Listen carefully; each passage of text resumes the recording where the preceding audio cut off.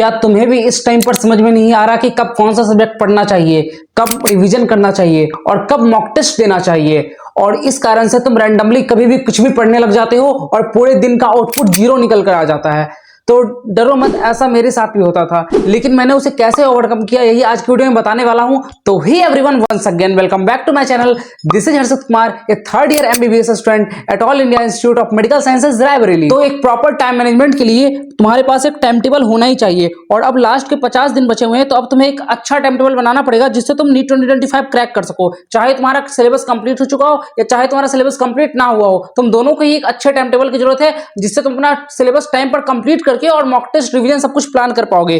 जैसा मैंने लिख चुका हूं कि तुम्हें वन शॉट भी देखने हैं, रिवीजन भी करना है, क्वेश्चन प्रैक्टिस भी करना है और साथ में मॉक टेस्ट भी देने हैं, वो भी तीनों सब्जेक्ट के लिए। तो तुम्हारे पास एक प्रॉपर टाइम टेबल होना चाहिए जिससे तुम डिवाइड कर सको कि हाँ, मुझे आज दिन में इतने बजे से इतने बजे तक ये काम करना है। तो तुम्हें टाइम टेबल की तरह ही एक टू डू लिस्ट भी बनानी है जिसमें लिखा हो कि आज तुम्हें 7 से 9 बजे तक ये करना है, 10 से 12 तक ये करना है, 12 से 2 तक ये करना है। क्लियर कट होना चाहिए, तब तुम उसको सही से एग्जीक्यूट कर पाओगे। और टाइम टेबल की जरूरत क्या है भैया? क्योंकि ऐसे तुम क्या करते हो, रैंडमली पढ़ना स्टार्ट करते हो, जैसे मैंने तुम्हें बोला, जो तुम्हारी सबसे सारी दिक्कत है। और इससे क्या होता है, कोई रिजल्ट मिलता नहीं है और तुम लास्ट में कंफ्यूज हो जाते हो कि भैया मेरे से कुछ हो नहीं पा रहा। मेरे को इतने सारे स्टूडेंट्स के मैसेज आ रहे थे कि भैया क्या करूं, कुछ समझ में नहीं आ रहा, क्योंकि वो डेली शेड्यूल को मैनेज नहीं कर पा रहे हैं। मोस्ट ऑफ द स्टूडेंट्स का 60-70% सिलेबस कंप्लीट हो चुका है, लेकिन कुछ लोग ही होंगे जिनका 100% सिलेबस कंप्लीट हुआ है। लेकिन दोनों को टाइम टेबल फॉलो करने की जरूरत है, क्योंकि अगर तुम लास्ट 2 मंथ में टाइम टेबल को फॉलो नहीं कर पाते हो, तब तुम अच्छे रैंक के साथ कभी सिलेक्ट हो ही नहीं सकते और जो तुम डिजर्व करते हो शायद वो तुम्हें ना मिल पाए। फाइनल टारगेट क्या होना चाहिए तुम्हारा नीट 2025 का? अगर तुम्हारा कुछ सिलेबस बचा हुआ है तो तुम्हें उसके वीडियो लेक्चर देखने हैं,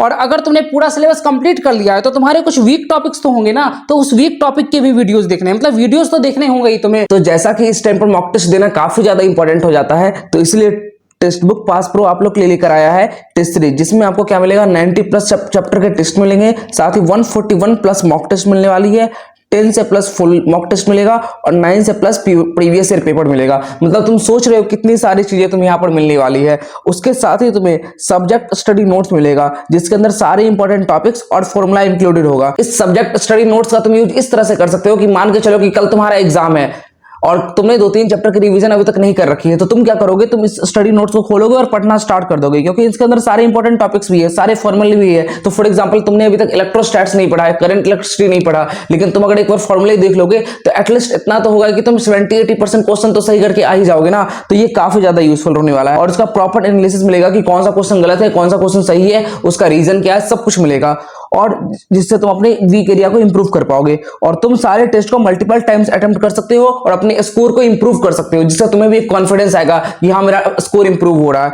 इसलिए जाओ और इस टेस्ट सीरीज को बाय कर ही लो। अब ये टेस्ट सीरीज काफी ज्यादा लो प्राइस से मिल रहा है, पहले 1019 पे था, अब ये 599 पर मिल रहा है। और मेरा कोड यूज कर सकते हो HKR10 टू गेट 10% डिस्काउंट। और PYQ और टेस्ट बहुत सारे लगाने जो तुम्हें पता है बहुत ज्यादा ही इंपॉर्टेंट है। उसके बाद रिवीजन करना ही करना है सारे वोलेटाइल टॉपिक्स का, like inorganic chemistry, organic chemistry में जो भी सारे रिएक्शंस है, जो भी सारे फैक्ट्स दे रखे, उसके साथ ही फॉर्मूला ऑफ फिजिक्स बहुत ज्यादा इंपॉर्टेंट है। क्योंकि अगर तुम्हें फिजिक्स में फॉर्मूला याद है ना, तो मैंने पिछले वीडियो में बताया था तुम कैसे 140 मार्क्स तक सिक्योर कर सकते हो। अगर तुमने अभी तक वो वीडियो नहीं देखी है तो जाकर चेकआउट कर लो, मैं डिस्क्रिप्शन में लिंक डाल देने वाला हूँ, ठीक है। और बायो तो करना ही करना है, बायो तो कितना रट्टा वाला सब्जेक्ट है तुम्हें पता ही है, तुम्हें याद करना पड़ता है हर एक। तो ये सारी चीजें इंक्लूड होनी चाहिए तुम्हारे डेली टाइम टेबल में। वो इंक्लूड कैसे होगी वही मैं बताने वाला हूं आज की वीडियो में, तो ठीक है। इसलिए वीडियो को एंड तक देखना और एक भी पार्ट स्किप मत करना। टाइम टेबल बताने से पहले मैं तुम्हें कुछ पॉइंट बताना चाहता हूं जो कीप इन माइंड वाली चीजें हैं। तो सबसे पहला पॉइंट ये है कि जब भी तुम दिन स्टार्ट करो ना, तो दिन के स्टार्ट होने के बाद 2 से 3 घंटे तक फोन कभी मत चलाया करो। ना ही तुम्हें फोन देखना है, ना ही तुम्हें फोन यूज करना है, मतलब कुछ नहीं करना है। क्योंकि होगा क्या, जब भी तुम ऐसे फोन चलाओगे तो तुम डिस्ट्रैक्ट हो जाओगे, क्योंकि एक डोपामिन हिट हो जाता है। तो तुम्हें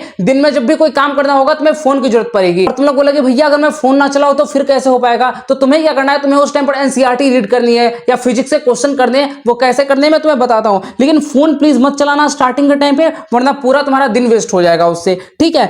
दूसरा पॉइंट ये कि start the day with easiest subject और the thing which gives you a spark. मतलब कभी भी ऐसा मत करना कि दिन की स्टार्टिंग ही इस सब्जेक्ट से कर दो जो तुम्हें बहुत टफ लगता हो। फॉर एग्जांपल अगर तुम्हें फिजिक्स नहीं समझ आती तो कभी फिजिक्स से स्टार्ट मत करो यार, क्योंकि तुम पहले सुबह सोकर उठे होंगे, उसके उसके बाद तुम मान के चलो फिजिक्स जैसा बोरिंग सब्जेक्ट लेके बैठ गए जो तुम्हें समझ में नहीं आती, तो हो सकता है तुम जाकर फिर सो जाओ। तो स्टार्ट उस सब्जेक्ट से करो जो तुम्हें इंटरेस्टिंग लगता हो और जिसको देखकर लगे वाह यार मजा आ गया, जिससे तुम्हें एक स्पार्क मिलते रहेगा और तुम क्या करोगे, मॉर्निंग में जगे हुए रहोगे, तुम सोओगे नहीं, वरना क्या करोगे, तुम सो ही जाओगे। समझ रहे हो ना। और थर्ड इंपॉर्टेंट पॉइंट ये है कि जितने भी लेक्चर्स तुम्हें देखने हो वो दिन के एंड में देखना, कभी भी दिन के स्टार्टिंग में लेक्चर मत देखना, क्योंकि जो लेक्चर देखने वाला काम है वो सबसे आसान काम होता है। तुम्हें बैठ के बस लेक्चर देखना होता है, बस सुनना होता है टीचर क्या बोल रहा है, वो पैसिव लर्निंग होता है। लेकिन जब तुम क्वेश्चन सॉल्व करते हो, जब तुम खुद से एनसीईआरटी पढ़ते हो, तो वो एक एक्टिव लर्निंग होता है, तो उसमें तुम्हें मेहनत लगती है। तो इसलिए मैं बोल रहा हूं कि जब भी लेक्चर देखो तो वो एंड में ही देखना, दिन के स्टार्टिंग में बुक पढ़ लिया करो, क्वेश्चन प्रैक्टिस कर लिया करो, ठीक है। तो अब आगे बढ़ते हैं और बात करते हैं वीडियो के मेन टॉपिक की, और जो कि था टाइम टेबल। तो यहां पर मैंने जो टाइम टेबल बनाया है वो बनाया है 7 बजे सुबह से लेकर 12 बजे रात तक का टाइम। तो तुम अगर नाइट में पढ़ने वाले स्टूडेंट हो, तुम अपने अकॉर्डिंग इसको एडजस्ट कर लेना। मैं बस एक ओवरव्यू दे रहा हूं कि तुम्हें टाइम टेबल अपना बनाना कैसे है। मैंने यहाँ पे 2 कैटेगरी के स्टूडेंट को डिवाइड किया है, जैसा मैंने पहले भी कर रखा था। एक वो जिनका सिलेबस कंप्लीट हो चुका है और दूसरा वो जो जिनका सिलेबस कंप्लीट नहीं हुआ है। दोनों के लिए अलग अलग टाइम टेबल चलेगा, ठीक है। तो तुम्हें 7 बजे उठकर 7 से 9 तक क्या पढ़ना है, बायो का रिवीजन तुम दोनों का ही करना है। जिनका सिलेबस कंप्लीट हो चुका है वो 2 से 3 चैप्टर के रिवीजन कर सकते हैं, और जिनका कंप्लीट नहीं हुआ है वो तुम अपनी कैपेबिलिटी के अकॉर्डिंग कर लेना। अगर तुम्हें लग रहा है कि भैया मेरे से 2-3 नहीं हो पाएगा तो तुम एक ही चैप्टर कर लेना, लेकिन अपना मैक्सिमम आउटपुट देने का ट्राई करना इस 2 घंटे के अंदर। और फोन नहीं चलाना है, ये तो मैंने बता दिया ना, फोन तो बिल्कुल ही मत चलाना। ओके, अब 9 से 9:30 बजे तक तुम ब्रेकफास्ट आराम से कर सकते हो और थोड़ा रेस्ट भी कर सकते हो, आधे घंटे का टाइम सफिशियंट होता है। अब तुम्हें 9:30 से 1 बजे तक क्या करना है, 2.5 घंटे की एक सिटिंग लगानी है। इस 2.5 घंटे में तुम्हें फिजिक्स के नोट्स को रीड करना है, जिनका सिलेबस कंप्लीट नहीं हुआ है, और जिनका सिलेबस कंप्लीट हो गया है उनको क्या करना है, फिजिक्स के शॉर्ट नोट्स को रिवाइज करना है। तुम डिफरेंस समझ रहे हो ना, क्योंकि तुम्हारा सिलेबस कंप्लीट हो चुका है तो तुमने अच्छी तरह से चीजों को पढ़ रखा है, तो तुम क्या करो, बस शॉर्ट नोट्स को रिवाइज कर लो। लेकिन जिनका सिलेबस कंप्लीट नहीं हुआ तो वो अभी जस्ट स्टार्ट किए होंगे, तो तुम्हें बस अपने नोट्स की रीडिंग लगानी है। कितने चैप्टर की, 2 से 3 चैप्टर की, और तुम 5 से 6 चैप्टर के शॉर्ट नोट्स को रिवाइज कर सकते हो, क्योंकि शॉर्ट नोट्स बहुत ही कम जगह पे कंसाइज होता है, ठीक है। अब 1 से 2 तक तुम्हें क्या करना है, लंच एंड रेस्ट करना है। तुम दोनों को ही आराम कर सकते हो, और आधे घंटे की एक पावर नैप भी ले सकते हो, लेकिन याद रहे वो आधे घंटे ही होने चाहिए, वो ऐसा ना हो कि वो 4 घंटे हो गए। उसके बाद तुम्हें क्या करना है, 2 से 5 बजे तक फिजिक्स में पीवाईक्यू सॉल्व करना है, तुम दोनों ही स्टूडेंट्स को। जिन स्टूडेंट का सिलेबस कंप्लीट नहीं हुआ है, ऑब्वियस सी बात है वो कम चैप्टर के ही सॉल्व कर पाएंगे, और जिनका कंप्लीट हो चुका है वो ज्यादा चैप्टर के पीवाईक्यू सॉल्व कर पाएंगे, क्योंकि उन्होंने अच्छे से पढ़ रखा। अब 5 से 8 बजे के बीच में तुम्हें क्या करना है, इनऑर्गेनिक, ऑर्गेनिक और फिजिकल केमिस्ट्री को रिवाइज करना है। रिवाइज कैसे करोगे, तीनों सब्जेक्ट को एक दिन रखना इनऑर्गेनिक और ऑर्गेनिक, और दूसरे दिन रखना फिजिकल केमिस्ट्री को। और तुम दोनों ही स्टूडेंट्स को यही करना है, केमिस्ट्री को रखना है 5 से 8 बजे तक, ठीक है। और तुम्हें क्या करना है, 8 से 9 बजे तक डिनर कर लो, रेस्ट कर लो, और 9 से 12 बजे के बीच तुम क्या करोगे, जिनका सिलेबस कंप्लीट नहीं हुआ है तुम्हें क्या करना है, जो भी लेफ्ट टॉपिक्स है उसके वन शॉट देखकर खत्म करो 3 घंटे के अंदर। और जिनका सिलेबस कंप्लीट हो चुका है तुम्हें क्या करना है, जो भी तुम्हें डिफिकल्ट टॉपिक लगते हो कि भैया मुझे जेनेटिक्स समझ में नहीं आता, भैया मुझे रोटेशन समझ में नहीं आता, तो उसका जाकर तुम वन शॉट देख लो, या कहीं से भी लेक्चर देख लो उस पर्टिकुलर टॉपिक का, या फिर तुम उस टाइम पे अपने मॉक टेस्ट भी सॉल्व कर सकते हो। तो समझ गए ना कि तुम्हें अपने टाइम को कैसे यूटिलाइज करना है। मैंने एक ओवरव्यू बता दिया, चाहे तुम्हारा सिलेबस कंप्लीट हो या चाहे तुम्हारा सिलेबस कंप्लीट ना हो। और अगर तुम इस टाइम टेबल को अच्छे से फॉलो कर लेते हो ना, तो आई कैन गारंटी कि तुम नीट में सेलेक्ट हो गई होगे, और तुम वीडियो में आकर लिख के जाओगे, थैंक्स भैया आपने इतना अच्छा टाइम टेबल हमारे लिए बना दिया। तो इसी के साथ इस वीडियो को समाप्त करते हैं। तुम्हें वीडियो बहुत ज्यादा पसंद आई होगी, तब तक क्लिक पढ़ते रहो, मचाते रहो। Love you all, bye bye.